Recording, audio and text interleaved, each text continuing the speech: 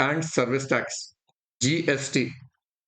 What we learned yesterday was that government of India का main source to run this country is income tax.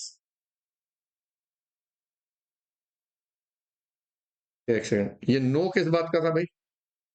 मैंने क्या ऐसा क्या पूछ लिया?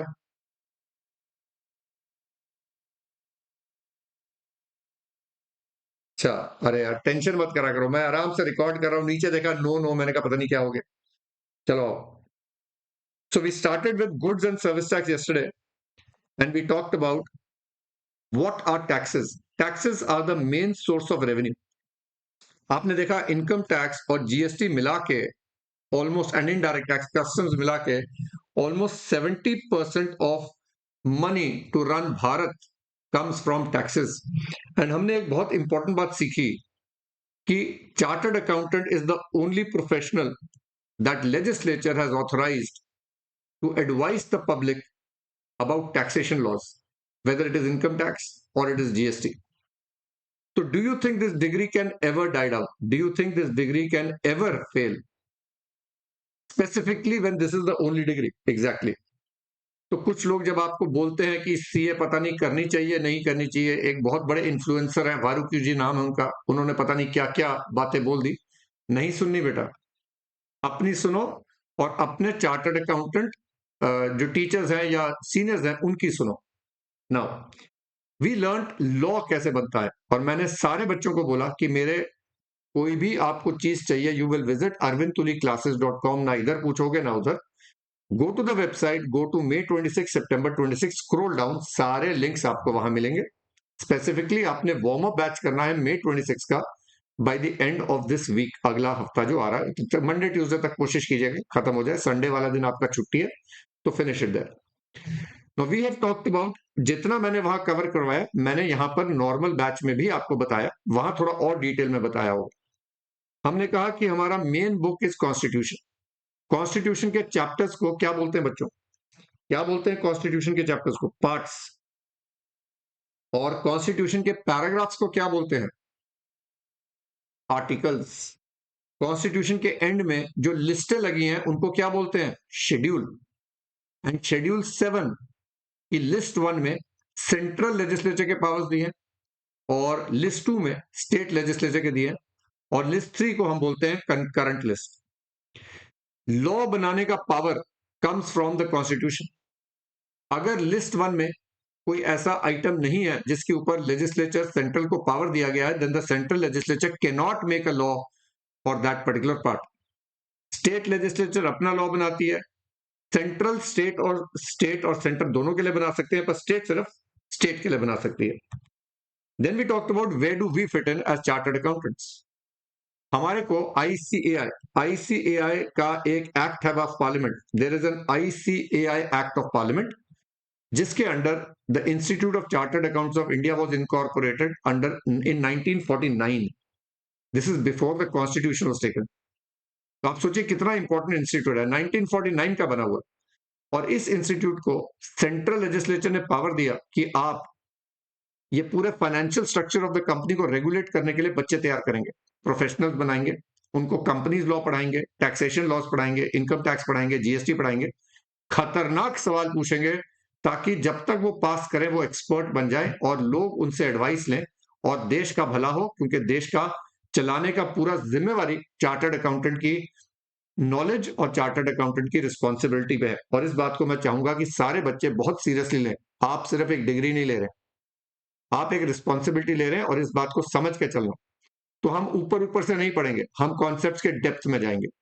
हम एक एक कॉन्सेप्ट को बैराक से पढ़ेंगे, उसके एनालिसिस पढ़ेंगे, उसका समरी करेंगे, उसका इलस्ट्रेशन करेंगे, फिर उसका चार्ट करेंगे, और फिर पीवाईक्यूज करेंगे। यानी पूरी मेहनत करेंगे, little by little we learn a lot, little by little concept clear तो paper clear, and little by little हम सब होंगे कामयाब। तो ये हो गया चार्टर्ड अकाउंटेंट क्या करता है। फिर हमने सीखा दो टाइप के टैक्सेस हैं, एक डायरेक्ट टैक्स और एक इनडायरेक्ट टैक्स। डायरेक्ट टैक्स वो है जो आप डायरेक्टली अपनी इनकम पे खुद पे करते हो, so the person depositing the money and the person bearing the tax are the same. Indirect tax होता है the person depositing the money and the person bearing the tax are different. यानी जो लोग जिनकी जेब से टैक्स जा रहा है और जो जमा करा रहा है वो अलग पर्सन है, that is why it is called an indirect tax. फिर मैंने आपको एक दिमाग खोलो एक्सपेरिमेंट करा। मैंने कहा मैं अगर कल को सर्विस बेचता हूं या गुड्स बेचता हूं, तो क्या मुझे गवर्नमेंट के बिहाफ पे मेरे क्लाइंट से गवर्नमेंट का टैक्स लेना है और जमा कराना है? बेसिकली मैं गवर्नमेंट का एजेंट हो गया for recovering indirect tax from everyone who is buying anything from me, and whatever is my total income I will pay tax on it to the government। तो मैं दो काम कर रहा हूं, गवर्नमेंट को अपना टैक्स डायरेक्टली दे रहा हूं, और अगर कुछ सेल ऑफ गुड्स कर रहा हूं तो गवर्नमेंट का टैक्स कलेक्ट करके गवर्नमेंट को दे रहा हूं। ये दो अलग अलग डिपार्टमेंट है। सो मिनिस्ट्री ऑफ फाइनेंस के नीचे दो डिपार्टमेंट है, department of revenue and department of expenditure. Department of expenditure देखता है देश में खर्चा क्या क्या होने वाला है, डिपार्टमेंट ऑफ रेवेन्यू देखता है पैसा कहां से आएगा। और दो मेन बॉडीज है, CBDT central board of direct taxes and CBIC central board of indirect taxes and customs. ये दोनों डिपार्टमेंट में डायरेक्ट टैक्स जाएगा सीबीडीटी के पास, इनडायरेक्ट टैक्स जाएगा सीबीआईसी के पास। तो क्या हमने ये बात पे तय करा था कि GST is an expenditure based tax? Did we agree to the fact that GST is an expenditure based tax? Right. Then we learn कि तीन कमरे दिमाग के अंदर खोलने जरूरी हैं। एक लॉ का, जिसमें अकाउंट्स, लॉ और ऑडिट आएगा, और इस कमरे में तुली सर के सामने तुली सर 2.0 एंड तुली सर 1.0 दोनों के सामने 1.0 टैक्स पढ़ाता है इनकम वाला, 2.0 जो मैं हूं पढ़ाता हूं जीएसटी। और ना मुझे 1.0 की नॉलेज पता है और ना उसको मेरी नॉलेज पता है। We are separate rooms and separate acts. तो जब 1.1 के कमरे में जाओगे तो आप जीएसटी की नॉलेज नहीं लेके जाओगे, और जब 2.0 के कमरे में आओगे तो आप 1.0 की नॉलेज लेके नहीं आओगे। These are all separate acts. So is every act a completely separate world. एक एक्ट का वर्ड, एक एक्ट का कॉन्सेप्ट दूसरी एक्ट में तो बिल्कुल भी नहीं लगता है। तो यहां मैंने आपको समझाया, कंपनीज एक्ट में आपकी बैलेंस शीट में फिक्स्ड एसेट है, इन्वेस्टमेंट है, करंट एसेट, ये अकाउंट्स की सोच है। फिक्स्ड एसेट वो है जिसका बिजनेस नहीं कर रहे, जो बिजनेस के लिए यूज हो रहा है। स्टॉक एंड ट्रेड है जिसका बिजनेस कर रहे हो, और इन्वेस्टमेंट है जो बिजनेस के पैसे से खरीदा पर उसका ना बिजनेस करते हो ना वो अपने बिजनेस के लिए यूज कर रहे हो। तो ये अकाउंट्स की सोच है। पर इन्हीं सारे एसेट्स को इनकम टैक्स में डिवाइड करा गया into depreciable and non depreciable. यानी जिन एसेट्स की कॉस्ट पे डेप्रिसिएशन मिलती है इनकम टैक्स में उनको डेप्रिसिएशन बोलता है, बाकी सारे एसेट्स नॉन डेप्रिसिएबल हो गए। अब ये बाइफर्केशन तो इनकम टैक्स वाला टीचर पढ़ाएगा, मैं तो नहीं पढ़ाऊंगा, वो तो 1.0 पढ़ाएगा। जीएसटी में हमने बात करी गुड्स एंड सर्विस, तो मैंने क्या बताया, एनीथिंग मूवेबल इज गुड्स। तो लैंड एंड बिल्डिंग क्या जीएसटी में गुड्स है? No sir. तो इसका सरल भाषा ये हुई कि लैंड और बिल्डिंग की सेल पर जीएसटी चार्ज नहीं हो सकता क्योंकि वो गुड्स ही नहीं है। पर क्या सर अगर मैंने अपना ऑफिस का एसी बेचा है तो क्या वो गुड्स है? ये तो मेरा फिक्स्ड एसेट है, पर क्या जीएसटी में ये गुड्स है? जल्दी बताइए। यस, यस सर, मैंने गोल्ड खरीद के रखा हुआ था एज इन्वेस्टमेंट, अकाउंट्स में बैलेंस शीट में इन्वेस्टमेंट में आता है। सर जब उसको बेचूंगा तो क्या वो गुड्स है? क्या मुझे भी जीएसटी चार्ज करना पड़ेगा? यस। तो ये करा था हमने कल तक, और आप देखोगे हमने 8 मिनट में, within 8 minutes we have revise whatever we did yesterday. Am I right guys?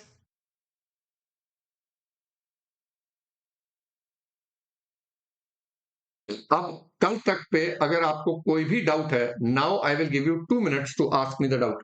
या कल का जो कॉन्सेप्ट हमने करा क्या वो क्लियर हो गया सबको?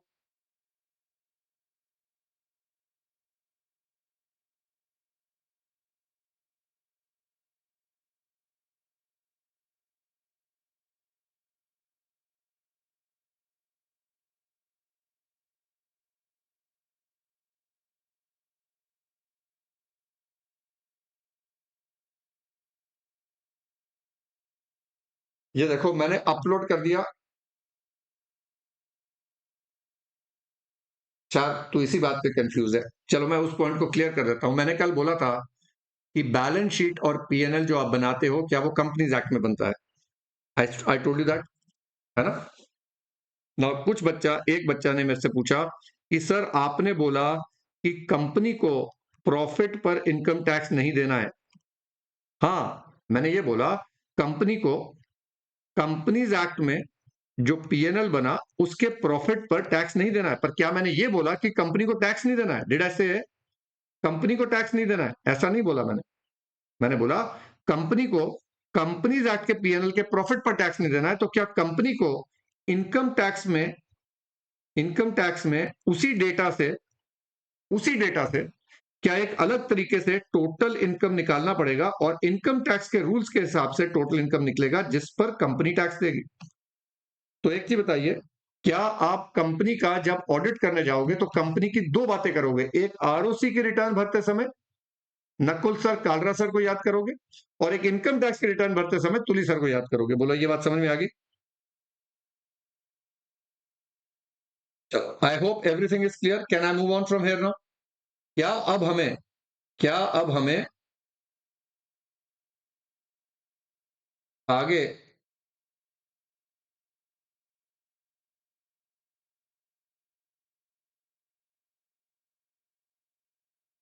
चलो, हो गया क्लियर। एक बार मेरे को इस सेशन का लिंक भेज देना पड़ेगा। बच्चे कई बोल रहे हैं सर सेशन का लिंक नहीं मिल रहा है। सी, आप लोग किसको फॉलो कर रहे हो? अगर आप योद्धा बैच फॉलो कर रहे हो तो मेरा नहीं दिखेगा। अगर आप संकल्प बैच फॉलो कर रहे हो तो मेरा दिखेगा। वरना आप लोग क्या कर सकते हो, you can simply follow me and my course. तो मैं आपको कोर्स का लिंक ही भेज देता हूं, उसको आप एनरोल कर लो, and you will all be able to reach my classes every day. ठीक है? तो ये मैंने आपको कोर्स का लिंक दे दिया है, उसमें एनरोल कर लो ताकि मेरे क्लासेस आपको दिखे जाएंगे। ठीक है? देखो व्हाट्सएप मैंने भेज दिया लिंक कोर्स का। ठीक है? मिक्स सब्जेक्ट होते हैं ना, तो आप अपने अपने सब्जेक्ट का एनरोल करो। आप योद्धा बैच पे या संकल्प बैच पे एनरोल मत करो। जो भी सब्जेक्ट जिस भी टीचर से आप ले रहे हो उस कोर्स पे जाके एनरोल करो, तो आपको सिर्फ उन्हीं टीचर्स के देखेंगे लेक्चर्स, बाकियों के नहीं दिखेंगे। ठीक है? तो मैंने आपको अपना जीएसटी का लिंक भेज दिया है। चलिए, मैं इनकम टैक्स का भी भेज देता हूं ताकि जिन लोगों ने इनकम टैक्स भी करना है, ताकि उनके पास इनकम टैक्स का भी लिंक हो जाए। ठीक है? और कोई भी बच्चा, और ये लिंक्स मैं ना अपने वेबसाइट पे भी अपडेट कर दूंगा। ठीक है? तो ये आ गया मेरा इनकम टैक्स का भी। चलो, इनको दोनों को एनरोल कर लो। ठीक है? नाउ तनिष्क बेटा, जो भी ग्रुप वगैरह का लिंक है वेबसाइट पे आपको मिल जाएगा। जिसको जो डाउट पूछना बेटा पूछ लो, पर मेरी बात मानो, अभी 3-4 दिन के बाद तेरे डाउट खत्म हो जाएंगे। ठीक है? Now we now come to GST basics. First of all, why was GST needed? What is value added tax? What is input tax credit? And how was GST introduced? This is part A of my course. मैंने आपको बोला था मैं कैसे पढ़ाता हूं। Do I teach lecture wise और do I teach concept wise? Let me see if you have been hearing me. Do I teach lecture wise और do I teach concept wise? Concept wise. क्या एक concept को एक से ज्यादा lecture लग सकता है? राइट। और उस कॉन्सेप्ट के खत्म होने के बाद ये जो पार्ट ए है, मैंने क्या बोला, 7 to 8 लेक्चर्स। आज पहला लेक्चर करेंगे इसका, तो 7-8 दिन में क्या हमारा एक ओवरव्यू हो जाएगा ऑफ जीएसटी, और एक पूरा माइंड का मैप बन जाएगा।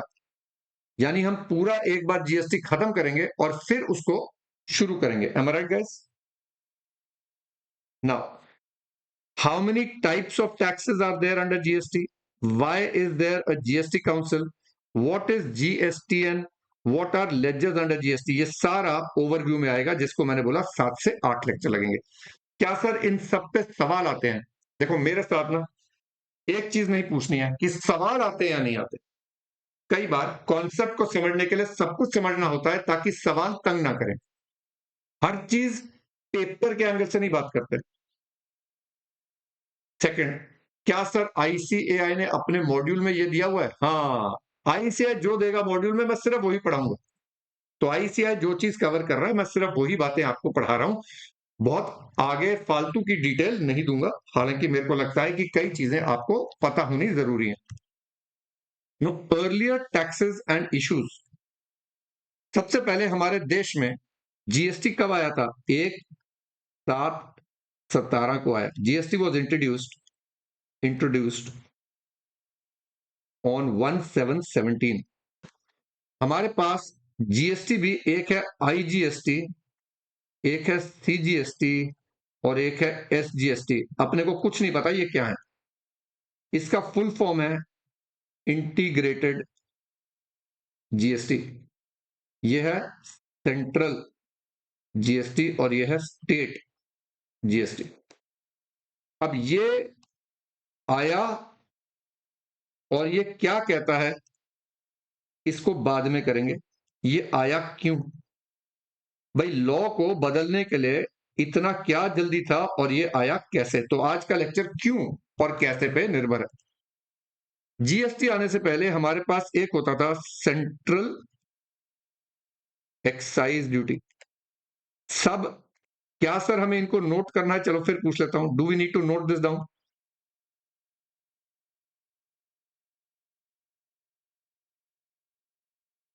No sir. तो क्या सर आपके नोट्स में ये हमें मिलेगा? क्या ये आपके नोट्स में मिलेगा अपने को? तो सर फिर आप सीधा सीधा नोट से क्यों नहीं पढ़ा रहे हो? आप बारी बारी टाइम वेस्ट क्यों कर रहे हो लिखने के लिए? जब आपने ये सारी बातें नोट्स में लिखी हुई हैं तो आप टाइम वेस्ट क्यों कर रहे हो?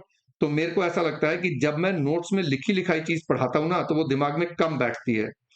एक बार मैं लिख के पढ़ाऊंगा, थोड़ी मेहनत मैं करूंगा, थोड़ी तुम करोगे, तो ज्यादा समझ में आएगी और उसके बाद हम एक बार नोट्स में पढ़ लेंगे तो दो दो बार हो जाएगा। What you say? What you say? All agree with me? चलो, तो हमारे पास दो थे, एक था सेंट्रल एक्साइज और एक था स्टेट एक्साइज। स्टेट एक्साइज लगता था दारू पर, दारू पर प्लस नारकोटिक्स पर, चरस, गांजा, अफीम। अब हम लोगों का क्या है कि दिमाग ऐसे चलता है कि सर हाय सर ये तो गलत बातें होती है सर, ये कैसी sir, what are you saying sir? नहीं नहीं सर, कैसी? बेटा इंसान की फितरत चीज को गलत बनाती है, भगवान ने गलत नहीं बनाई। Charas, ganja, afeem are actually used in some medicine, actually they have medicinal values. तो प्रॉब्लम क्या है, हम लोग उसको नशे के लिए यूज करते हैं। लोग तो बेटा बूट पॉलिश को नशे के लिए यूज करते हैं, लोग तो पेट्रोल को नशे के लिए यूज करते हैं। तो क्या पेट्रोल और बूट पॉलिश भी गलत हो गया? नहीं बेटा। तो ये narcotics and drugs are used in medicine, तो इनके ऊपर स्टेट एक्साइज लगता था। फिर पेट्रोल पर, डीजल पर there is aviation turbine fuel. मेरे साथ रोज के रोज जो जो मैं डेटा देता हूं उसको दिमाग में डालते जाओ। By the end of the fifth और the sixth day when we read the notes, तब तक अपने को सब कुछ आना चाहिए। मेरे को वादा करोगे, एक एक पॉइंट ध्यान से सुनोगे? बोलो जरा। ये 2-3 दिन मैं थोड़ा तुम्हारे ऊपर ना फोकस करके रखूंगा। सब अंगूठे दिखाओ मुझे, मेरे को सबकी अटेंशन चाहिए। मेरी क्लास में, मेरी क्लास में एनर्जी चाहिए। Yes, now so petrol, diesel, aviation, एक होता है नेचुरल गैस और एक होता है क्रूड ऑयल। समझो, धरती से जब तेल निकलता है उसको क्रूड फॉर्म बोलते हैं। उसको थोड़ा प्योर करते हो तो डीजल आता है, थोड़ा और प्योर करते हो तो पेट्रोल आता है, बहुत प्योर करते हो तो एविएशन टर्बाइन फ्यूल आता है जो हवाई जहाज में चलता है। पेट्रोल गाड़ी स्मूथ चलती है, डीजल गाड़ी थोड़ा सा खड़क के चलती थी, अब तो वो भी काफी ठीक कर दिया इन्होंने। सोचो, अगर हवाई जहाज के पेट्रोल में कचरा आ जाए और वो खड़कना शुरू कर दे तो वो तो आएगा नीचे, लोग जाएंगे ऊपर। इसलिए हवाई जहाज में सबसे pure form of aviation turbine fuel natural gas होती है, जो आपके सिलेंडर वगैरह में कुकिंग के लिए यूज होती है। तो स्टेट एक्साइज लगती थी दारू पर, नारकोटिक्स एंड ड्रग्स पर, पेट्रोल पर। सेंट्रल एक्साइज लगती है ऑन ऑल अदर, और ये लगती है मैन्युफैक्चरिंग, मैन्युफैक्चरिंग और प्रोडक्शन। अब दो वर्ड्स हैं बेटा, एक है मैन्युफैक्चरिंग और एक है प्रोडक्शन। फर्क क्या है? प्रोडक्शन कहना है से हमने पेट्रोल मैन्युफैक्चर करा है या हमने पेट्रोल प्रोड्यूस करा? प्रोड्यूस करा है ना। तो manufacturing is banana, production is निकालना धरती से। बात वही है, बेसिकली आप क्रिएट कर रहे हो। तो ये हो गए हमारे दो टैक्स जो किसको लगते थे? मैन्युफैक्चरर को। अच्छा, ये स्टेट एक्साइज ड्यूटी किस स्टेट को मिलेगी? अगर अगर मैंने पेट्रोल पंप हरियाणा में खोला है तो ये स्टेट एक्साइज ड्यूटी किसको दूंगा मैं?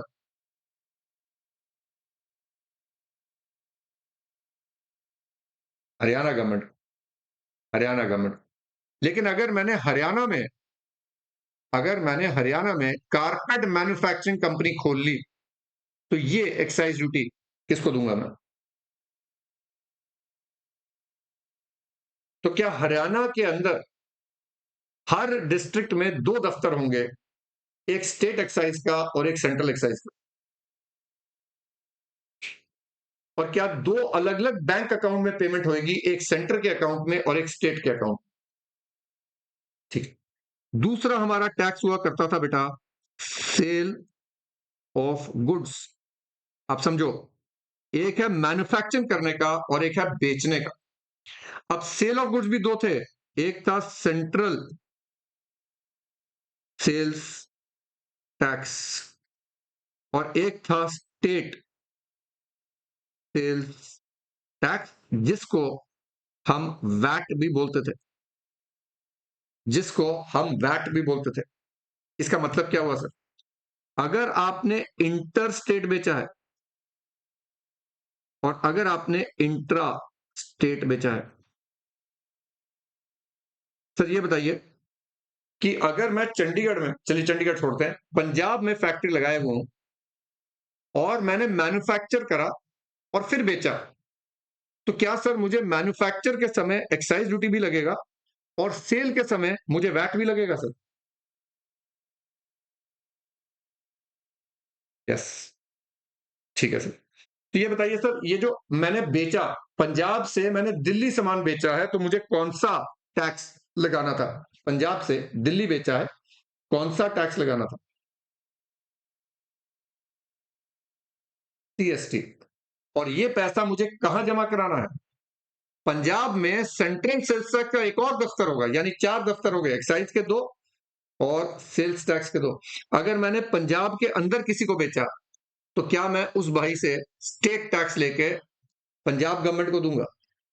राइट। और उसको क्या बोलते थे? वैट। देन बच्चों, we had the third major tax called service tax. Service tax एक ही था, सेंट्रल टैक्स था। मतलब सर आप हरियाणा में बैठ के कोई भी सर्विस बेचो, और सर्विस को थोड़ा सा विस्तार में देखिए जरा। सीए भी सर्विस देता है, लॉयर भी देता है, टीचर भी देता है, डॉक्टर भी देता है, एयरटेल भी देता है सर्विस, ट्रांसपोर्टेशन भी सर्विस है। अरे सर्विस तो बहुत वाइड टर्म हो गया बेटा, सब हॉस्पिटल भी सर्विस दे रहा है, बाल कटवाने जाते हो वो भी सर्विस दे रहा है। तो सर्विस टैक्स किस पे लगता है? सेल ऑफ सर्विस पे। मैं पंजाब में सर्विस बेचूं, पंजाब से हरियाणा में बेचूं, या पंजाब से पंजाब में बेचूं, हरियाणा में बेचूं, हरियाणा से दिल्ली बेचूं, क्या हर स्टेट में जो भी बंदा सर्विस बेच रहा है, वेदर इंट्रा और इंटर, क्या उसको सर्विस टैक्स लेना पड़ता था कस्टमर से? और डिपार्टमेंट एक और आ गया, सर्विस टैक्स डिपार्टमेंट, और वहां जमा कराना पड़ता है। क्लियर है बात सबको?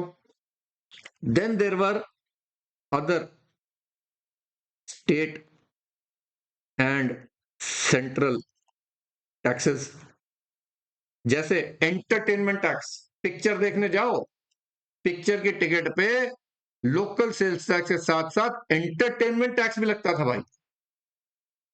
लैंड एंड बिल्डिंग अगर आप सेल करते हो तो एक टैक्स लगता है स्टैंप ड्यूटी, जिसको आप,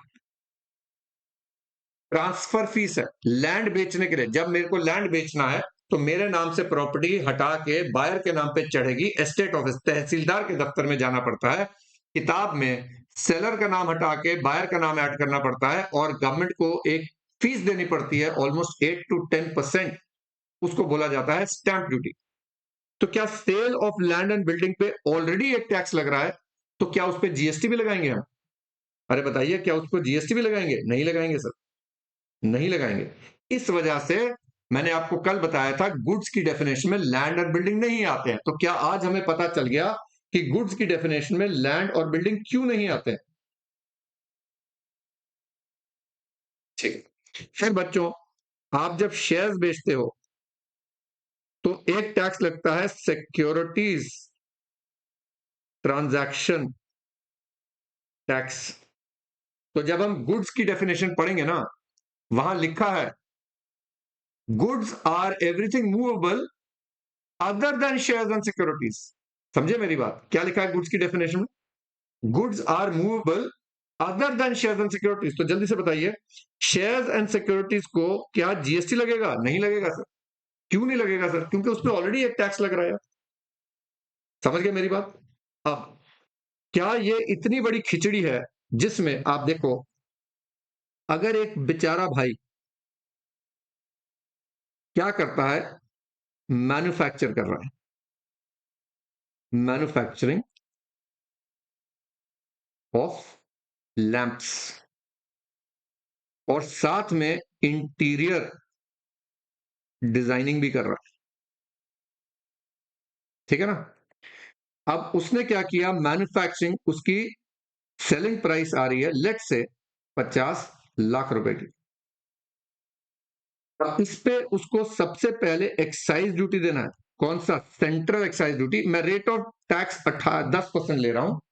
तो क्या बेटा, 5 लाख रुपया उसको अपने सेलिंग प्राइस में ऐड करना है, क्योंकि ये जाना है सेंट्रल एक्साइज डिपार्टमेंट। किसको जाना बेटा? Central excise department. तो ये हो गया सेंट्रल एक्साइज डिपार्टमेंट। तो ये जो हमारे भाई साहब हैं मिस्टर एक्स, क्या अपने कस्टमर से, जिसको ये बेच रहे हैं, बहुत सारे कस्टमर्स होंगे, उनसे ये 5 लाख रुपया कलेक्ट करेंगे और यहां पर 5 लाख रुपया डिपॉजिट करेंगे to the department of central excise. अब इन्होंने 55 लाख के गुड्स जो हुए, उनमें से लेट से 50% विद इन द स्टेट बेचे और 50% लेट से इंटर स्टेट बेचे। तो जरा करो, 55 लाख का 50% कितना हो गया? 27,50,000। 27,50,000।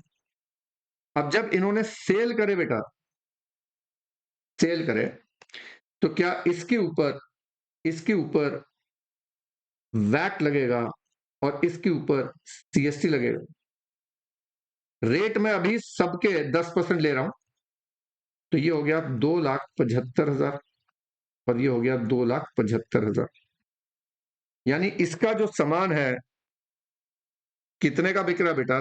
30,25,000। 30,25,000 का। ये पैसा इसको कौन दे रहा है? ये पैसा इसको कौन दे रहा है? ये सारे लोग दे रहे हैं, कस्टमर दे रहे हैं। अब ये बताओ, क्या VAT is a tax on tax? Is there a tax on tax? इसको बोलते हैं कैस्केडिंग इफेक्ट। क्या इससे नजायज बेचारे पे स्ट्रेस हो रहा है? क्या इससे नजायज कस्टमर के जेब से एक्स्ट्रा टैक्स जा रहा है? जा रहा है ना? और इस बेचारे को क्या करना पड़ रहा है? इस बेचारे को अब दो और डिपार्टमेंट के पास जाना है, एक वैट डिपार्टमेंट और एक सीएसटी डिपार्टमेंट।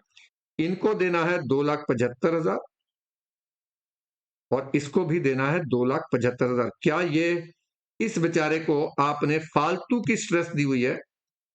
क्योंकि ये पैसा जाएगा सेंट्रल गवर्नमेंट को, ये भी पैसा जाएगा सेंट्रल गवर्नमेंट को, ये पैसा जाएगा स्टेट गवर्नमेंट को। तो क्या बेटा इनके चक्कर में मर हम रहे हैं? क्या मर हम रहे हैं इनके चक्कर में? Okay, is everyone clear with this? तो मुझे बताओ, what was the problem? Why did we need a GST? अब सपोज करो अगर ये सारे टैक्सेस हट जाएं, अगर ये सारे टैक्सेस हट जाएं, अच्छा एक तो रह गया, अभी तो रुक जाओ, इंटीरियर डिजाइनिंग करी उसने और उसके पैसे लिए उसने 10 लाख रुपए। क्या बेटा इसके ऊपर, क्या बेटा इसके ऊपर 1 लाख रुपया सर्विस टैक्स चार्ज होगा, यानी 11 लाख रुपए की सर्विस होगी। और क्या ये 1 लाख रुपया अब कौन से डिपार्टमेंट में जाएगा? Service tax department. तो बच्चे ये बताओ, ये बिजनेस वाला बिजनेस करेगा या गवर्नमेंट के बिहाफ पे लोगों से पैसे लेके ले भाई तेरा, ये ले तेरा, ये ले तेरा, और हर डिपार्टमेंट वाला आके तो तहकीकात करेगा तूने मेरा टैक्स सही निकाला या नहीं निकाला। एक्साइज वाले अलग आएंगे, वैट वाले अलग आएंगे, सीएसटी वाले अलग आएंगे, सर्विस टैक्स वाले अलग आएंगे, और वो इंस्पेक्टर जब आते हैं चाय पानी लेके जाते हैं, तो क्या बेटा मैं बिजनेस करूं या इन्हीं को संभालूं? बोलो, समझ में आ रही मेरी बात? So if I were to ask you why did we get GST, please tell me in one or two lines what were the problems that led to the advent of GST। बिना रट्टा मारो, मुझे रट्टा नहीं चाहिए। पहली problem, second problem, दो या तीन प्रॉब्लम्स बताओ सारे लिख के कि एक तो कैस्केडिंग इफेक्ट है, बिल्कुल सही जवाब। टू सिंप्लीफाई द टैक्स, बिल्कुल सही जवाब, बिल्कुल सही जवाब। To remove complicated tax, too many taxes, avoid double taxation, time consuming, very nice. देखो, अब तुमने जो बातें बताई, अब हम नोट्स खोल लेते हैं। आप सबके पास नोट्स हैं मेरे? क्या सबके पास नोट्स हैं मेरे? तो अगर हम नोट्स पे जाएंगे, अगर नहीं भी है डजेंट मैटर, पहली वाली फाइल मैंने गूगल ड्राइव में डाली हुई है। The first chapter part A is there in Google Drive. तो अगर आपके पास नोट्स अभी आ रहे हैं, ट्रांजिट में है, आइकॉनिक वालों को मिले नहीं है, तो डोंट वरी, आप वो पहली फाइल डाउनलोड करके प्रिंट आउट लेके आ जाना, ठीक है? पहला चैप्टर, तब तक आपके नोट्स आ जाने चाहिए। सो मैंने यहां लिखा why was GST needed, we are on page number 5। जिन जिन के पास नोट्स हैं प्लीज ओपन पेज नंबर 5, ठीक है?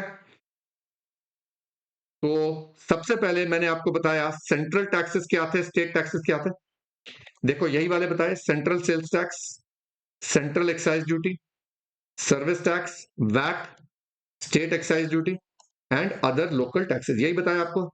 Earlier taxes before GST. अच्छा, अब आपको अगर मैं पूछता हूं कि भाई सेंट्रल टैक्सेस कौन से थे, तो क्या आपको रट्टा मार के बताना है मुझे, या शायद बिना इसको पढ़े आप मेरे को बता सकते हैं?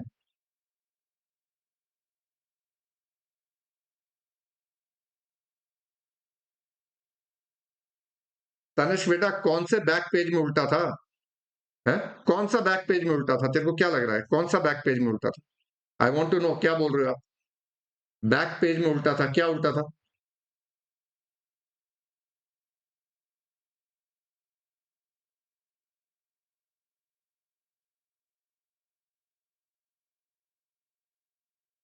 मैंने इंटर में बैट बोला? अच्छा चलो आओ देखते हैं।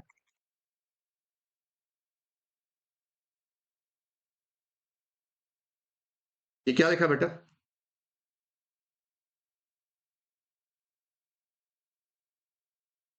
फिर और कहाँ लिखा?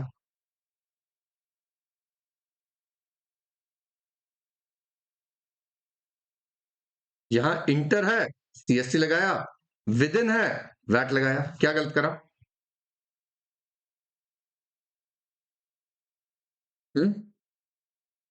विद इन का क्या मतलब होता है?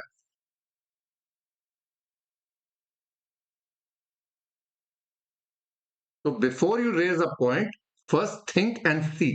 अगर मेरी गलती होगी जरूर होगी, पर यहां तो है नहीं, है ना? स्टेट के अंदर मतलब इंट्रा, स्टेट के बाहर मतलब इंटर, ठीक है? चलो अब चलें आगे। अब मुझे बताओ इन द नोट्स, जब हम इस चैप्टर को पढ़ेंगे, अभी नहीं पढ़ रहे हैं, जब हम पढ़ेंगे तो क्या वही बात जो मैंने वहां लिखी यहां पर थोड़ा आपको क्लियरली मिल गया, ताकि आपको ये फोमो ना हो कि सर ने बता दिया अब पता नहीं कहां मिलेगा। फोमो नहीं होना चाहिए, fear of missing out. FOMO का तो मतलब पता होगा तुम लोगों को, नहीं होगा, ठीक है? फिर why was GST needed, multiple act, complicated structure, ease of doing business was not there and cascading effect. क्या ये तीन बातें आपको समझ में आ गई? भाई जीएसटी क्यों लाया गया? ओके, अब आते हैं something called input tax credit पे और इनकंसिस्टेंट इनपुट टैक्स क्रेडिट। ये क्या होगा इसको समझते हैं। So let us go back wherever we were and we will come back. तो हमने पहले समझा अर्लियर टैक्सेस क्यों लाए, ये हमने कर लिया। एक इनपुट टैक्स क्रेडिट की बात कल करेंगे, उसका पूरा लेक्चर कल रखेंगे, आज उसको हाथ लगाया तो लंबा हो जाएगा, ठीक है?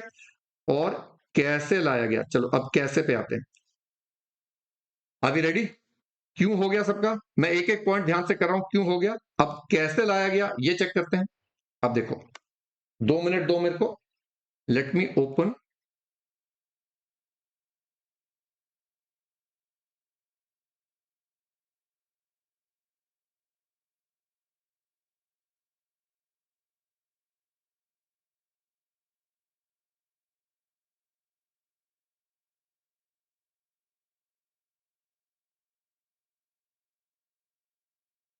अभी तक किसी को कुछ कंफ्यूजन तो नहीं हो रहा है? देखो, आई एम आस्किंग यू बारी बारी, हफ्ते बाद तो वैसे ही ठीक हो जाएगा। नहीं हो रहा है, ये देखो। अब ये जो सोच है ये चेंज करने की, भाई हमें इंडिया का कॉम्प्लिकेटेड स्ट्रक्चर चेंज करना चाहिए, ये 2003 में आई थी। Vajpayee ji was the prime minister then, और उन्होंने क्या किया, हमारे देश में इतना कॉम्प्लिकेटेड स्ट्रक्चर है, इसको चेंज कैसे करना है? तो गवर्नमेंट एक कमेटी बैठाती, गवर्नमेंट कहती है आप जाइए दुनिया भर में देखिए भाई उन लोगों ने क्या सोल्यूशन निकाला है। तो उस कमेटी के चेयरमैन थे मिस्टर विजय केलकर, ये बहुत बड़े इकोनॉमिस्ट है। इन्होंने टीम बनाई, पूरे धरती पे गए, सब जगह देखा कि उन लोगों ने इस खिचड़ी को ठीक कैसे करा था, और वापस आके उन्होंने गवर्नमेंट को एक रिपोर्ट दी कि भाई हमारे को लग रहा है कि आपको एक यूनिफाइड जीएसटी लाना चाहिए, and they recommended the introduction of goods and service tax which will be one act instead of so many. कहते हैं एक्साइज हटा दो, सर्विस टैक्स हटा दो, सब कुछ हटा दो, और एक टैक्स ले आओ। ठीक है, समझ में आ गई? और ये रिपोर्ट कब आई है? 2004 में। अब इसमें प्रॉब्लम क्या आई होगी, कोई मुझे बता सकता है? ये रिपोर्ट तो आ गई, भाई एक टैक्स ला दो, क्या प्रॉब्लम आएगी? कोई मुझे बताएगा प्रॉब्लम क्या आई होगी? अगर पूरे देश में एक टैक्स आ गया तो कस्टमर तो बहुत खुश होगा, बिजनेस वाला भी खुश होगा, दुखी कौन होगा? स्टेट्स। अब वो एक टैक्स किसको मिलेगा? अभी के लिए आप इमेजिन करो, हर स्टेट के बीच में, I want to close your eyes and imagine, हर स्टेट में पेट्रोल बिक रहा है, हर स्टेट में ये आपके दारू बिक रही है, हर स्टेट में ये बिक रहे हैं, ये सारा पैसा किसको जा रहा है? State government. जो सेल ऑफ गुड्स हो रहे हैं विद इन द स्टेट, किसको जा रहा है? स्टेट गवर्नमेंट को। सेंट्रल एक्साइज जा रही है सेंटर को, सेल्स टैक्स जा रहा है, सर्विस टैक्स जा रहा है सेंटर को, पर ये छोटे छोटे टैक्सेस हैं। ऑक्ट्रॉय, जिसको चुंगी भी बोला जाता था, एंटरटेनमेंट टैक्स, फलाना टैक्स, सब किसको जा रहे हैं? स्टेट को। अगर एक टैक्स आ जाएगा तो क्या स्टेट गवर्नमेंट को घबराहट हो जाएगी कि भाई हम स्टेट कैसे चलाएंगे? राइट। तो उसी चक्कर में क्या हुआ कि भाई ये डिसीजन नहीं हो पा रहा है कि किस स्टेट को कितना मिलेगा, which means the centre and the state now needs to sit and decide, भाई अगर एक टैक्स होगा तो इसको स्टेट्स में बांटेंगे कैसे। तो ये सिलसिला शुरू हुआ 2006 में। चिदम्बरम जी वॉज द फाइनेंस मिनिस्टर, कहते हैं कि हम 1 अप्रैल 2010 तक ये डिसीजन ले लेंगे, स्टेट्स के साथ बातें कर लेंगे, सब खत्म हो जाएगा, 4 साल दीजिए और हम 2010 में जीएसटी ले आएंगे। पर उस समय मोदी जी ने, जब प्रणब मुखर्जी फाइनेंस मिनिस्टर बने, मोदी जी ने अपोज करा, कहते रुक जाओ मित्रों, हम लाएंगे जीएसटी, तुम्हें क्या पता, अभी 4 साल बाद हम आएंगे, फिर जाएंगे नहीं हम। अभी 2009 है, 2014 में आ जाएंगे हम, तुम्हें पता नहीं है। अब 2014 में एनडीए गवर्नमेंट आ गई। अब एनडीए गवर्नमेंट जब आई तो मोदी जी ने क्या किया, देखो, मोदी जी ने स्टेट्स को कन्विंस करा। मैंने प्री क्लास जो सितंबर 26 का है उसमें ये बताया था, पर आपको लगाने का जरूरत नहीं है, वो सारी बातें डिटेल में यहां करा रहा हूं। बस वहां थोड़ा 2 लेक्चर में कराया था एंजॉय कर करके, यहां पर मैं पूरा डिटेल में करा रहा हूं, थोड़ा सा नौटंकी कम कर रहा हूं, और कोई बड़ा, ठीक है? ठीक है, क्लियर है सबको बात? So you just have to attend the May 26 pre-class, not the September 26. ठीक है? Now, मोदी जी कहते हैं हम क्या करेंगे, हम जो within the state sale होगी, within the state, within को क्या बोलते हैं, इंटर या इंट्रा? जल्दी बता दो। इंट्रा। चाहे आप गुड्स बेचोगे, चाहे आप सर्विस बेचोगे, एक काम करते हैं, आधा हमारा आधा तुम्हारा, हर स्टेट को बोल रहे हैं, हमारे देश में जितनी स्टेट्स हैं उनको बोले जाएंगे, भाई पंजाब में, अगर पंजाब में बंदा पंजाब में बेचता है तो 2 टैक्स लगाएगा, एक सीजीएसटी और एक SGST, and the normal rate is 9%, 9%, और ये हो गया 18%। यानी गवर्नमेंट कहती है कि अगर कोई बंदा, चलिए, तीन स्टेट ले लेते हैं। एक है महाराष्ट्र, एक है पंजाब और एक है राजस्थान। ठीक है जी। आप यहां पर कोई है भाई पंजाब से? कौन है जल्दी, पंजाब वाला हाथ उठाए जल्दी से। कुशल। तो चलिए कुशल को ले लेते हैं पंजाब में। ओके, राजस्थान से कोई है? Is there anybody from Rajasthan? जिसका पहले आएगा सरस्वती। चलिए, सरस्वती इज इन राजस्थान। चलिए, अब कहां से आएगा? महाराष्ट्र से कोई है? शुभम। चलिए, शुभम इज फ्रॉम महाराष्ट्र। अच्छा, अब ये बता शुभम, अगर तूने महाराष्ट्र में सेल करी, बहुत सारे कस्टमर्स को सेल करी, महाराष्ट्र के अंदर सेल करी, और सपोज तेरी टोटल सेल 20 लाख रुपए की है, तो तूने कस्टमर से कौन सा टैक्स लिया होगा? एक तो लिया होगा सीजीएसटी, राष्ट्र के निर्माण में। ओहो हो, ये तो आगे बढ़ गया, इसको अभी रोक के रखना है, वीडियो आगे चलता जा रहा है। राष्ट्र का निर्माण होना शुरू हो गया, इधर आइए। क्या एक तुम्हें आवाज आ रही थी? वैसे तुम्हें आवाज आ रही थी? यस, अच्छा। ये आ गया एसजीएसटी 180। तो क्या 23,60,000 का ये सेल करेगा, और ये दो टैक्स जो हैं क्या ये कस्टमर से लेगा? अब ये बताओ, ये भी तो तीन खाते हो गए। अब इसके पास भी तीन खाते आ गए। कौन से तीन खाते आ गए? एक खाता आ गया सीजीएसटी का, एक खाता आ गया एसजीएसटी का, और एक खाता आ गया आईजीएसटी का। तो क्या इसको तीन अलग अलग डिपार्टमेंट से डील करना पड़ेगा? नहीं, डिपार्टमेंट एक है।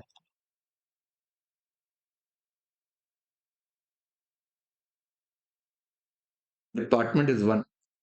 तो क्या सर तीन अलग अलग फॉर्म भरने पड़ेंगे? नहीं, सब कुछ ऑनलाइन है, सिंप्लीफाई कर दिए हैं, बट सब कुछ ऑनलाइन है, एवरीथिंग इज ऑनलाइन। आपको कहीं नहीं जाना है, अपनी फैक्ट्री से बाहर कदम नहीं रखना है, सारा बताएंगे बातें। पर अभी समझो, क्या एक ही बार कंप्यूटर में लॉगिन करेंगे और बता देंगे भी 1,80,000 मेरा सीजीएसटी के खाते में डाल दो और 1,80,000 यहां डाल दो, तो आपके सामने एक फॉर्म खुलेगा जिसमें सीजीएसटी, एसजीएसटी, आईजीएसटी के खाते बने होंगे, उसमें आप डाल दो भी 180 यहां, 180 यहां, टोटल आ जाएगा आपका 360। आप 360 पे करोगे अपने बैंक अकाउंट से, वो ऑटोमेटिकली सेंट्रल गवर्नमेंट और स्टेट गवर्नमेंट में चला जाएगा। मतलब आपको दो अलग जगह नहीं जाना है, आपको एक ही फॉर्म भरना है। बोलो, समझ में आ गई बात? फिर मोदी जी ने कहा कि जब हम इंटर स्टेट बेचेंगे, जैसे शुभम ने सरस्वती को 1 लाख रुपए के गुड्स बेचे, और शुभम ने कुशल को भी 2 लाख के गुड्स बेचे। अब ये बताओ, जब कुशल ने सरस्वती को, सॉरी शुभम ने सरस्वती को बेचा या कुशल को बेचा, कौन सा टैक्स चार्ज करेगा बेटा? आईजीएसटी। कितना? 18,000, 36,000। और यहां जाके कितना हो जाएगा? 54,000। ठीक होगी बात? और गवर्नमेंट ने ऐसा सिस्टम बनाया है कि पूरे मंथली डिपॉजिट होता है, ये मंथली। यानी जो भी आपने सेल 1 अप्रैल 25 से लेकर 30 अप्रैल के बीच में करी है, आपको लॉगिन करना है और उधर एक फॉर्म खोलना है, बोला इस महीने आईजीएसटी इतना, इस महीने सीजीएसटी इतना, इस महीने एसजीएसटी इतना, और रिटर्न को फाइल कर दो। सिंप्लीफाइड प्रोसीजर है, पर सोच समझो पहले, अभी हम सोच पे हैं, प्रोसीजर पे बाद में चलेंगे। चलिए, क्या आपको आईजीएसटी, सीजीएसटी और एसजीएसटी समझ में आ गया? क्या बोले मोदी जी? ओके, अब ये बताइए, स्टेट गवर्नमेंट सुन रही है, कह रहे हैं मोदी जी हमारे को पहले तो देखो दारू पर सारा एक्साइज मिलता है और सारा टैक्स मिलता है स्टेट के अंदर वाला सारा, अब आप 50% मांग रहे हैं हमसे।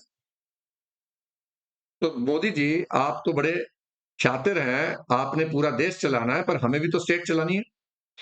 आप कह रहे हैं कि इसका जो हमारे पास पहले पूरा 100% आ रहा है उसका भी 50 आपको दे दें, इसका भी 50 आपको दे दें, एंड जो ये है ये आप ही के पास है, आप ही पूरा रख रहे हैं। वाह रे वाह, वाह रे वाह। तो मोदी जी कहते हैं सुनिए, सोच छोटी नहीं रखनी चाहिए, सॉरी छोट सोच बड़ी कीजिए।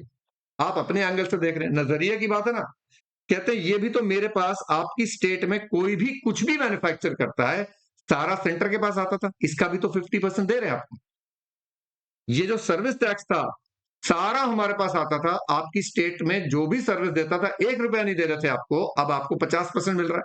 थोड़ा सोचिए तो सही। तो आप बताइए, क्या आप अगर स्टेट के सीएम हैं, तो आपको मोदी जी की बात में दम लगा थोड़ा?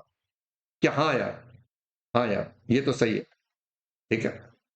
तो मोदी जी का आपको पता है कन्विंसिंग पावर अच्छा है, तो मोदी जी ने स्टेट्स को मनाने की शुरुआत करी। तो स्टेट गवर्नमेंट्स को बहुत ही आशंका थी। आशंका समझते हो? अप्रीहेंशन था, डर था कि भाई इतना सिस्टम जो पिछले 50-60 साल से हम लगे हुए हैं, अब सडनली बदल जाएगा, तो हमारी स्टेट्स को ऐसा ना हो कि कहीं नुकसान हो जाए। तो स्टेट गवर्नमेंट्स ने अपनी 3 शर्तें रखी। क्या रखी बेटा? शर्तें। शर्त नंबर 1, कहते हैं दारू का टैक्स नहीं देंगे। दारू का टैक्स नहीं देंगे, ये तो हमारे पास जैसे चल रहा है वैसे ही चलेगा। मोदी जी कहते हैं अरे ऐसा क्यों? कहते हैं नहीं, सारे चीफ मिनिस्टर जितनी स्टेट्स हैं सब इकट्ठे हो गए, कहते हैं दारू सबसे ज्यादा बिकती है भाई। जब किसी को खुशी होती है वो दारू पीता है, जब गम होता है दारू पीता है, पार्टी होगी तो दारू पिएगा, दिल टूट गया तो दारू पिएगा। तो दारू तो बिकती बिकती है भाई, हमारे को उसका टैक्स चाहिए। तो मोदी जी कहते हैं चलिए मान लिया आपकी बात, दारू को गुड्स मतलब जीएसटी नहीं लगाएंगे। तो स्टेट गवर्नमेंट कहती है ऐसा नहीं मोदी जी, कल को आप मुकर गए तो क्या करेंगे? तो मोदी जी कहते हैं बताइए क्या करें? कहते हैं संविधान में, कॉन्स्टिट्यूशन में लिखिए, कॉन्स्टिट्यूशन में जाके एक आर्टिकल डालिए और उस आर्टिकल में लिख दीजिए कि दारू कभी भी जीएसटी के दायरे में नहीं आएगी। मोदी जी कहते हैं ओके डन। और बोलिए। कहते हैं दूसरी बात, ये है ना, ये दोनों, इन पे भी नहीं देंगे आपको, ये भी हमारे पास रहेगा। मोदी जी कहते हैं सुनिए, मैं उंगली पकड़ा रहा हूं, तुम गले तक पहुंच रहे हो, ऐसा ना चलेगा। अब मेरी भी सुनिए। मोदी जी कहते हैं ये नारकोटिक्स एंड ड्रग्स और पेट्रोल तो जीएसटी में आएगा। तो स्टेट गवर्नमेंट कहती है नहीं। पर मोदी जी कहते हैं सुनिए, मैंने एक बात सुन ली, बारी बारी नहीं सुनेंगे। फैसला क्या हुआ? नारकोटिक्स एंड ड्रग्स तो जीएसटी के दायरे में इमीडिएटली आ गया, पर हम 5, इसको आज के बाद हम क्या बोलेंगे? हम 5, इन पांचों चीजों को क्या बोलेंगे? Petrol, diesel, ETF, natural gas, crude oil, हम 5। इस पे फैसला क्या हुआ कि आज नहीं आएगा, आज नहीं आएगा, हम 5 आज नहीं आएगा, पर आगे जाके फ्यूचर में ये गुड्स और इस पे जीएसटी लगेगा। जब तक हम सारे मिलकर फ्यूचर में इकट्ठे मिलकर डिसाइड नहीं कर लेते कि भाई अब हम 5 को जीएसटी के दायरे में लाना चाहिए, तब तक जो पुराना चल रहा था वो ही चलेगा। यानी अगर मैं बात करूं अल्कोहल पे, क्या आज भी स्टेट एक्साइज लगेगा? क्या अल्कोहल पे बच्चों आज भी स्टेट एक्साइज लगेगा? क्या अल्कोहल को बेचने पे इंटरस्टेट आज भी सीएसटी लगेगा? इंटरस्टेट आज भी वैट लगेगा? क्या अल्कोहल वैसे ही चल रहा है? सिमिलरली हम 5 पे, अगर हम 5 को, ये पेट्रोल डीजल है, अच्छा यहां पर मैंने एक छोटा सा गलती करा। ये जो है पेट्रोल डीजल एटीएफ, ये यहां आता था, मतलब इस पे सेंट्रल एक्साइज लगता था, सेंट्रल एक्साइज, ये स्टेट एक्साइज थे। ठीक है। तो ये हम 5 पे क्या लगता था? Central excise. एक्साइज सेंट्रल लगता था, पर सेल पर इंट्रा स्टेट पे वैट लगता था और इंटर स्टेट पे सीएसटी लगता था। दोबारा से क्या बोला मैंने? हम 5 पे क्या लगता था पहले? Central excise. ठीक है। अब इन्होंने बोला कि वो अभी भी वैसे ही चलेगा, मतलब प्रोडक्शन पे सेंट्रल एक्साइज लगेगा, सेल पे विद इन द स्टेट होगा तो वैट लगेगा, इंटर स्टेट होगा तो सीएसटी लगेगा। यानी हम 5 ऐसे ही चलेगा। तो 2 बातें और हो गई, दारू तो फॉरएवर ऐसे ही चलेगा, हम 5 कुछ सालों के लिए ऐसे चलेगा। अब आई तीसरी सबसे इंपॉर्टेंट बात। कहते हैं मोदी जी आज जो हम एक्ट ला रहे हैं, ये जो सीजीएसटी एक्ट है, SGS CGST act, IGST act, क्या ये सारी एक्ट्स आएंगी, अलग अलग रूल्स बनेंगे? बिल्कुल बनेंगे। तो क्या सर एसजीएसटी एक्ट हर स्टेट के स्टेट लेजिस्लेचर अलग अलग पास करेंगे? जल्दी बताओ, जल्दी बताओ। बिल्कुल करेंगे। तो क्या हमारे देश में एक एसजीएसटी एक्ट है, या महाराष्ट्र जीएसटी अलग है, पंजाब जीएसटी अलग है, राजस्थान जीएसटी अलग है, उत्तर प्रदेश जीएसटी अलग है? क्या सारी एक्ट अलग अलग ला रही है?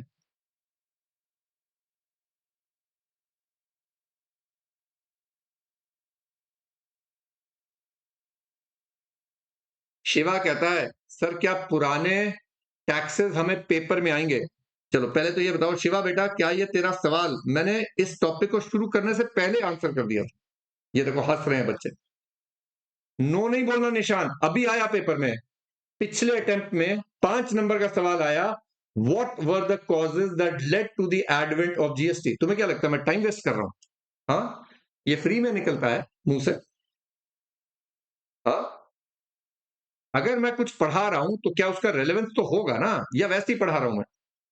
ये बातें समझने के बगैर क्या तुम्हें जीएसटी समझ में आ सकता है? सच सच बता दो जितने लोग आए यहां पर। नहीं आ सकता ना। और अगर पेपर में 5 नंबर का थ्योरी क्वेश्चन आ जाए, what are the causes that led to the advent of GST and what were the taxes before GST, तो क्या तुम्हें रट्टा मार के लिखने की जरूरत है, या इसको समझ लेंगे कल तक हो जाएगा तो लिख दोगे बस? ठीक है। तो आज के बाद शक मत करो यार, विश्वास करो, बहुत सालों से पढ़ा रहा हूं, बहुत बच्चे रैंक लाए, बहुत बच्चों की एग्जामेशन आती है, और मुझे रैंक होल्डर से ज्यादा पता क्या बात पसंद है? मेरा एवरेज बच्चा भी मुझे 60 के आसपास लाके देता है इन अ इजी पेपर या easy checking. In a difficult paper मेरे मेजॉरिटी स्टूडेंट्स 40 से 60 के बीच में आएंगे। ये पेपर में 40 लाना बहुत मुश्किल है, मैं मजाक नहीं कर रहा हूं। तुम्हें लगता है 40 तो आ ही जाते होंगे? यहां इस पेपर में 40 लाना is a difficult task, but we are not even aiming for 40, we are aiming for 70। हमारा एम कितने का है? 70 का है। नहीं शिवा बच्चे, माफ नहीं। देखो, पहले 3-4 दिन I am sure you agree with me, setting में टाइम लगता है। कोई नई गाड़ी भी लो ना, उस पर भी हाथ जमने में टाइम लगता है।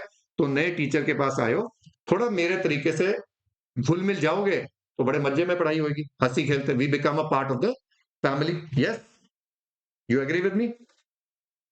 तुम्हारा फोकस होना चाहिए।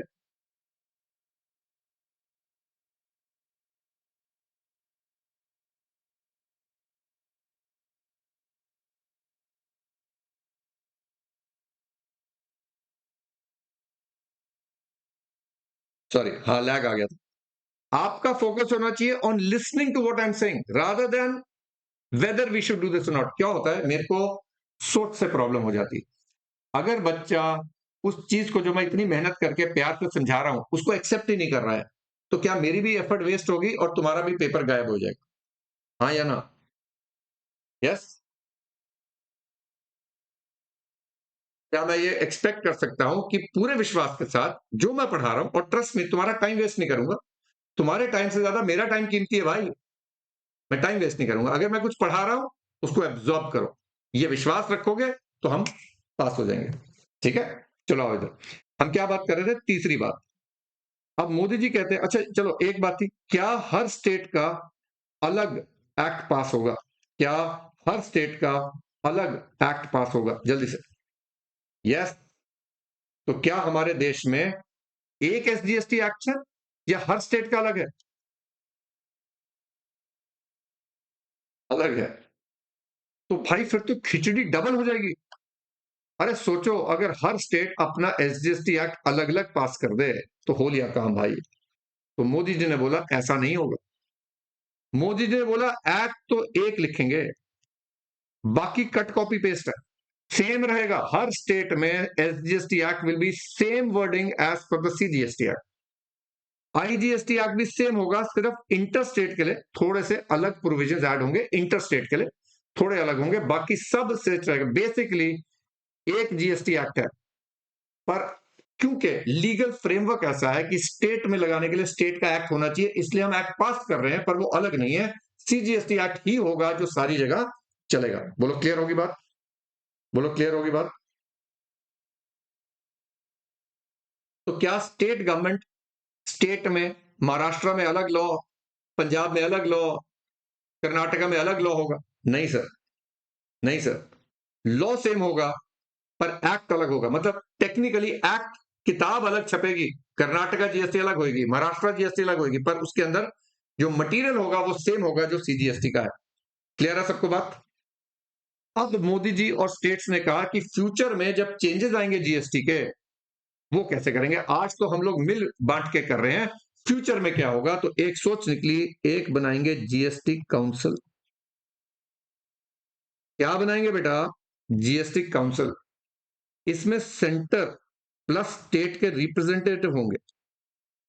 तो एक बनेगी जीएसटी काउंसिल की सोच आई, और जीएसटी काउंसिल में क्या होगा, टोटल 33 मेंबर्स होंगे। पूछो क्यों? पूछो क्यों? क्यों? अरे क्यों सर बोलो भाई, क्यों सर बोलो। अच्छा, अब हमारे पास सबसे पहली बात, कितनी स्टेट्स हैं इंडिया में? How many states do we have? हाँ सर प्लीज बताएं, how many states do we have? 28।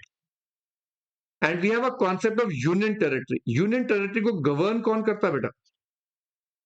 Union territory को कौन गवर्न करता है?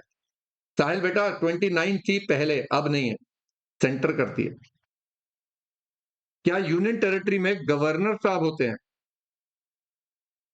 क्या स्टेट में सीएम साहब होते हैं? और सेंटर में पीएम साहब होते हैं, यही होते हैं ना? क्या स्टेट में फाइनेंस मिनिस्टर अलग होता है, स्टेट में रेलवे मिनिस्टर अलग होता है? क्या स्टेट, रेलवे नहीं, स्टेट में फाइनेंस मिनिस्टर अलग होगा? बिल्कुल।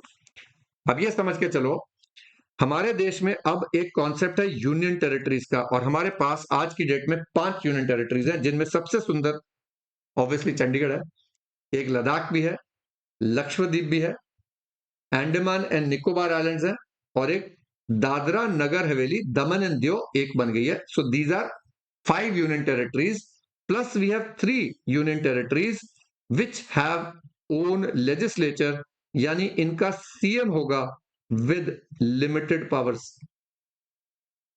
limited powers. Okay, hello Poonam, I am also from Chandigarh now. So Delhi, Pondicherry, Jammu and Kashmir की इलेक्शंस होती हैं।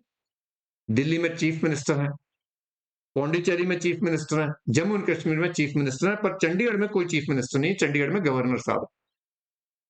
पर हरियाणा के चीफ मिनिस्टर के पास पुलिस का पावर हरियाणा के चीफ मिनिस्टर के पास है, पर दिल्ली में पुलिस का पावर सेंट्रल गवर्नमेंट के पास है, चीफ मिनिस्टर के पास नहीं है। सोचो, मोदी जी निकले दिल्ली में और चीफ मिनिस्टर ने पुलिस डाल के उनको रोक लिया, तो हो लिया हमारा काम। तो we have something called semi states. इनको क्या बोला जाता है? Semi states. है ये union territory as per definition, I repeat again, है ये union territory as per definition, पर ट्रीट करा जाता है as a state for GST. तो जीएसटी में इनको स्टेट माना जाएगा। और we have 31 SGST act, we have 1 CGST act, we have 1 IGST act. अब सवाल ये आया, अब सोच के बोलना, यहां पर जब हम चले थे, कहां गए वो हमारे दोस्त, कहां गए, कहां ये रहे, शुभम ने ये लिखा तो हमने एसजीएसटी है, क्या ये महाराष्ट्र जीएसटी है? क्या ये पैसा महाराष्ट्र गवर्नमेंट को जाएगा? सिमिलरली, सरस्वती ने अगर राजस्थान में बेचा, तो क्या वो सीजीएसटी प्लस एसजीएसटी तो चार्ज करेगी, पर क्या ये राजस्थान जीएसटी है? सिमिलरली, कुशल ने पंजाब में सेल करी, तो क्या ये सीजीएसटी तो है, पर क्या ये पंजाब जीएसटी है? तो बेटा, पंजाब में जो सेल हो रही है, आधा पैसा पंजाब को मिल रहा है, आधा सेंटर। सेंटर को हर स्टेट की सेल का आधा मिल रहा है, सुन रहे हो? सेंटर को हर स्टेट की सेल का आधा मिल रहा है, पर हर स्टेट को अपने वहां पर आधा आधा ही मिल रहा है। क्लियर होगी बात सबको? ये is everyone clear with this? Very nice. Now sir, अब ये जो आपने एक और एक्ट निकाली हुई है, यूटीजीएसटी एक्ट, अब मैं चंडीगढ़ में बेचता हूं, आधा तो सीजीएसटी है, आधा किस स्टेट को देंगे? चंडीगढ़ में अगर मैं बेच रहा हूं, तो आधा किस स्टेट को देंगे बेटा, बता दे जरा। तो एक और एक्ट निकाल दिया, यूटीजीएसटी। यूटीजीएसटी सर, ये किसको जाएगा? ये किसको जाएगा? ना, सेंटर को जाएगा बे, यूटी को जाएगा। सेंटर को जाएगा पर आएगा यूटी के लिए, आएगा यूटी के लिए पर जाएगा तो सेंटर को। तो क्या सेंट्रल गवर्नमेंट के पास 3 टैक्स घूम रहे हैं, सीजीएसटी, आईजीएसटी, यूटीजीएसटी, हर स्टेट के पास अपना एक-एक टैक्स है। समझ रहे हो ना मेरी बात? समझ रहे हो ना मेरी बात? ओके। तो मैं चंडीगढ़ के अंदर सेल करता हूं तो मेरे को कौन से 2 टैक्स लगेंगे? जल्दी जल्दी फटाफट, चंडीगढ़ के अंदर सेल कर रहा हूं, कौन से 2 टैक्स लग रहे हैं?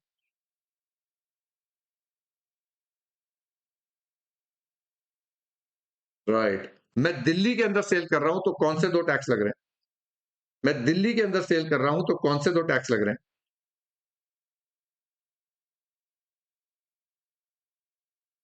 हाँ, पर आज के बाद एसजीएसटी स्टेट का नाम लेके बोलोगे मेरे को। एसजीएसटी एक नहीं है, हर स्टेट में अलग है, तो जल्दी से बताओ। डीजीएसटी, बिल्कुल सही। पर क्या बिल पे डीजीएसटी लिखा होगा या एसजीएसटी लिखा होगा? एसजीएसटी लिखा होगा क्योंकि दिल्ली में सेल का दिल्ली को ही मिलेगा, अभी बताऊंगा कैसे। बिल्कुल सही। ओके, पंजाब में सेल कर रहे हो तो कौन सा टैक्स लगेगा?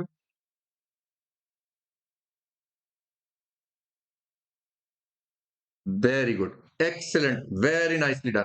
सबको बात समझ में आ गई? सबको बात समझ में आ गई? नाउ मेरे होनहार बालक और बालिकाओं, आया सबसे इंपॉर्टेंट।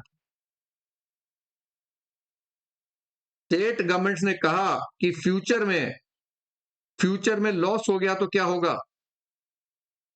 तो मोदी जी ने बोला एक काम कीजिए, आप हर स्टेट अपना अपना 2017 का टैक्स कलेक्शन बता दीजिए, हम नोट कर लेते हैं किताब में। 5 साल बाद जीएसटी लगाने के बाद देखेंगे आपको लॉस हुआ या प्रॉफिट हुआ। अगर लॉस हुआ तो हम वादा करते हैं हम आपको कॉम्पनसेट करेंगे। अब मोदी जी की शातिर दिमाग दीजिए, स्टेट्स को तो वादा कर दिया, साथ इन्होंने एक जीएसटी में लगा दिया compensation cess.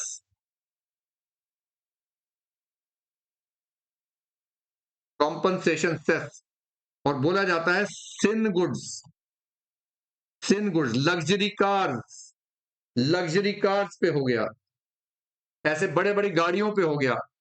In addition to GST एक कॉम्पनसेशन सेस ऐड होगा जिसका कलेक्शन अलग से होगा, और ये इकट्ठा होता रहेगा और 5 साल बाद होगा। 5 साल 22 में खत्म हो गया, आपको याद होगा 2022 में खत्म हो गया।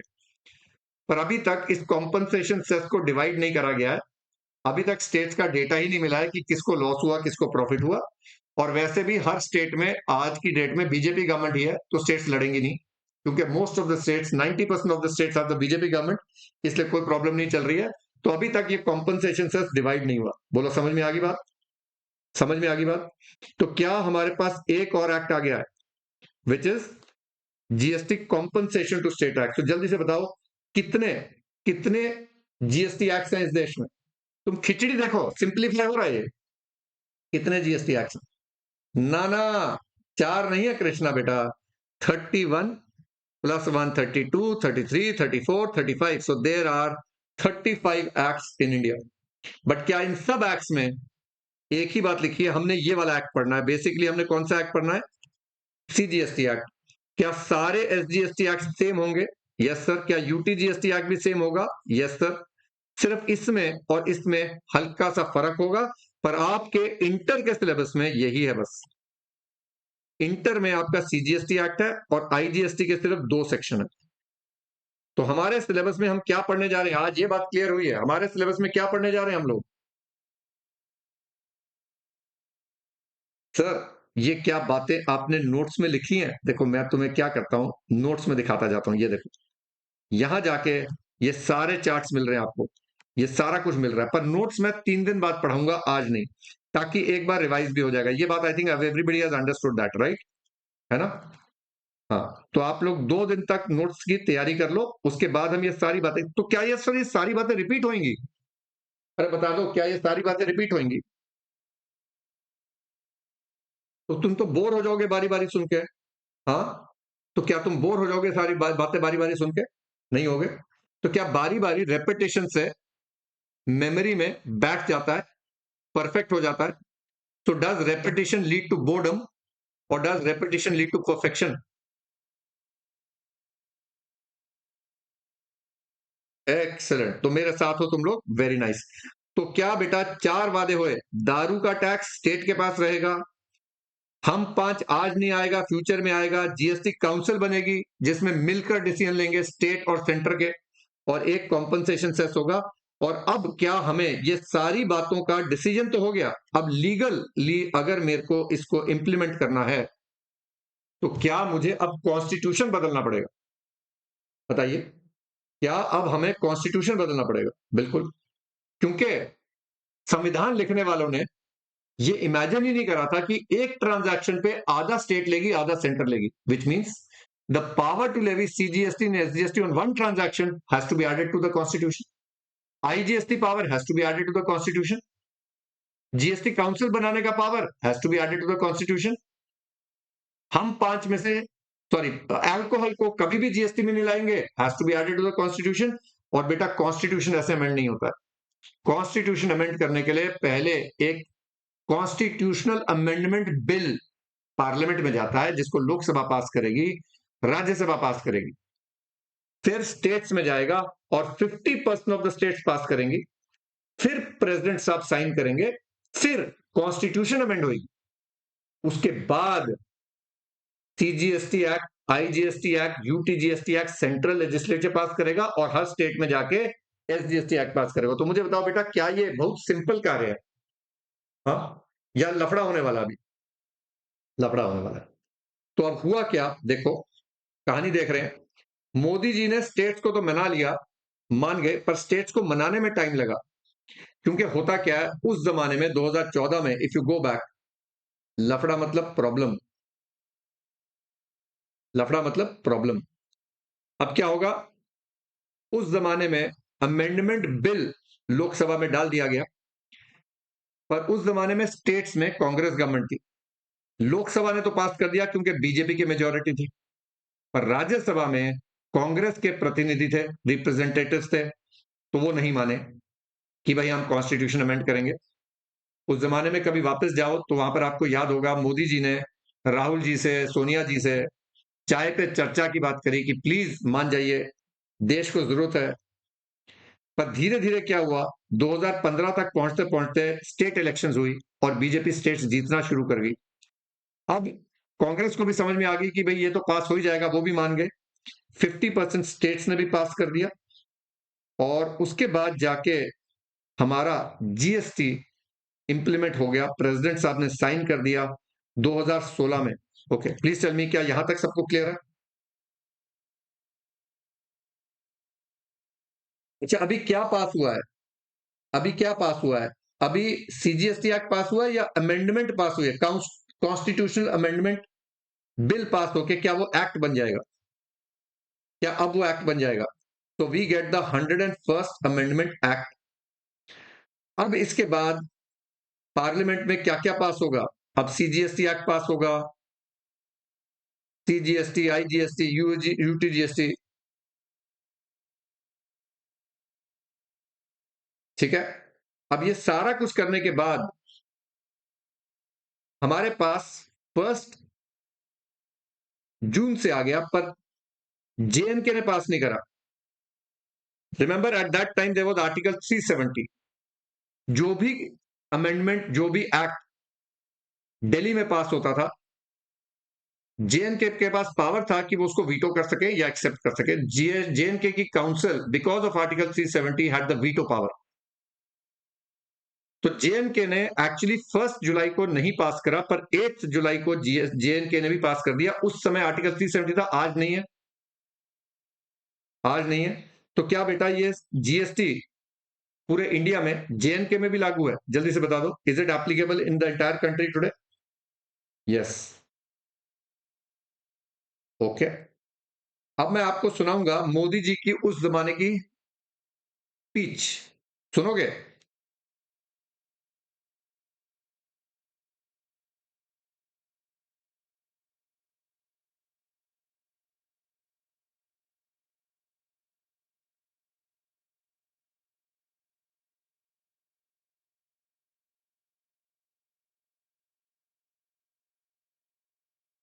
कुछ ऐसे पल आते हैं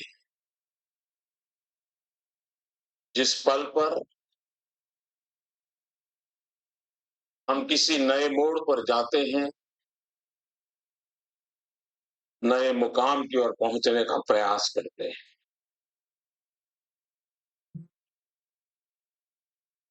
आज इस मध्यरात्रि के समय हम सब मिलकर के देश का आगे का मार्ग सुनिश्चित करने जा रहे हैं।